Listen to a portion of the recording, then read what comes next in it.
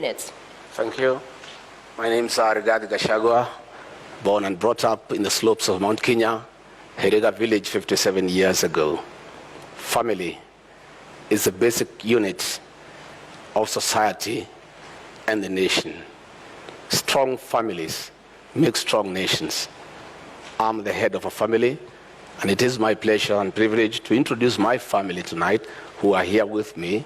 My wife of 35 years, Pastor Dorcas Wanjiku Rigathi, and my firstborn son, Kevin Gachagua, a software engineer, and my secondborn son, Dr. Keith Ikino, a medical doctor who helps me to run family business. Tonight is a defining moment for the people of Kenya. The people of Kenya are in anguish. They are in a state of helplessness. They have no food. They don't know where to get their next meal. They are devastated. They need hope.